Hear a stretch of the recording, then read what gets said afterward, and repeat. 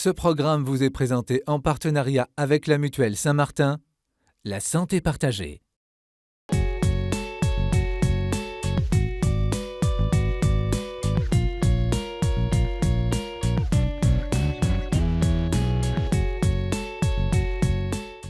Nous sommes chez Claire et Jean-Marc.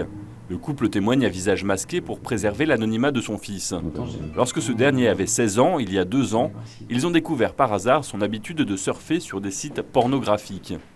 On observait bien que notre enfant déclinait, c'est-à-dire se renfermait. Lui qui aimait beaucoup échanger,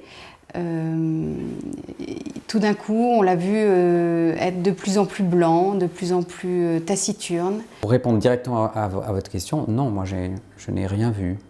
Pas évident donc de se rendre compte que son fils a été touché. Malgré le choc, Claire et Jean-Marc décident d'aborder franchement le sujet. Et de père à fils, je lui ai clairement dit que il mettait en danger en fait sa vie affective, éventuellement même sa vie sexuelle. Ma parole, je ne sais pas si j'y suis arrivé, mais elle a veillé aussi à le dégager de cette honte.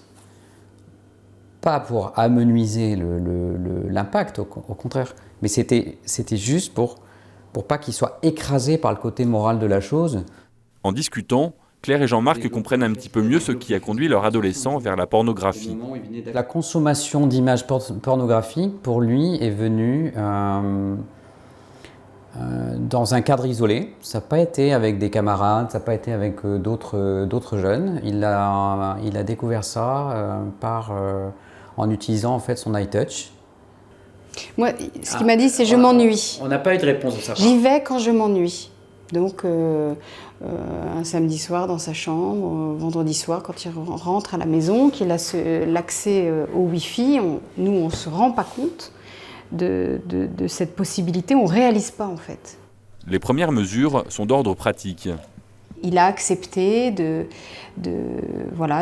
qu'on mette des pare-feux sur son ordinateur. Il est étudiant maintenant et loin de nous, il va être confronté à lui-même. Claire et Jean-Marc proposent également à leur fils de rencontrer un prêtre spécialiste de la pornographie. Ça me semblait naturel qu'il puisse aller vers un prêtre pour 2 choses. 1, pour quand même pouvoir échanger sur le plan justement de la faute, du fait qu'il soit tombé et qu'il puisse se sentir rétabli en fait, qu'il puisse se sentir aussi réélevé et non pas écrasé par la honte comme il l'était. Et puis c'est un tiers, quoi. C'est quelqu'un pour moi c'est important qu'il y ait un tiers qui puisse... avec lequel il pouvait peut-être s'ouvrir de façon plus complète, plus libre qu'avec ses parents. Les conséquences pour le jeune, comme pour l'adulte d'ailleurs, c'est de considérer les premières expériences ou les premières visions de scènes érotiques comme la norme. C'est-à-dire qu'il va avoir l'idée que la sexualité normale, c'est ce qu'on voit dans les cassettes pornographiques. Une particularité de la pornographie, qu'elle a été construite scientifiquement, techniquement, pour être plus appétissante que la sexualité ordinaire. Les gestes, tout est exagéré dans la pornographie. Et y compris quelque chose de très important, c'est que les partenaires sexuels dans les films pornographiques sont généralement considérés comme des objets plus ou moins consentants. Dans des vidéos plus hard, il y a au contraire des scènes de violence dans lesquelles on va imposer des comportements sexuels à des victimes. Et ça peut aussi créer une addiction à voir des personnes souffrir. Plus un enfant est jeune,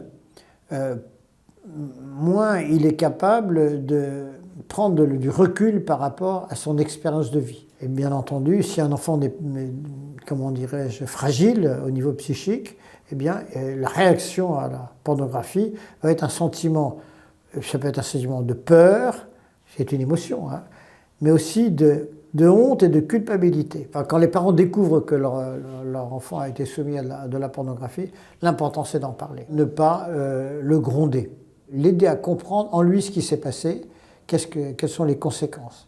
Et puis ensuite lui dire, tu sais ce qui est important, c'est que la sexualité, telle que si tu as envie d'être heureux dans ta sexualité, tu ne peux pas prendre le modèle sur la pornographie, car c'est uniquement fabriquée pour faire gagner de l'argent à des gens, mais pas pour te rendre heureux.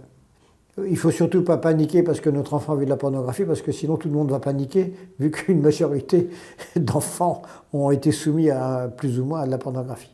Si on reprend le bon exemple de vie familiale dans le respect mutuel, eh bien ça c'est la meilleure arme contre la pornographie. Le respect de l'autre.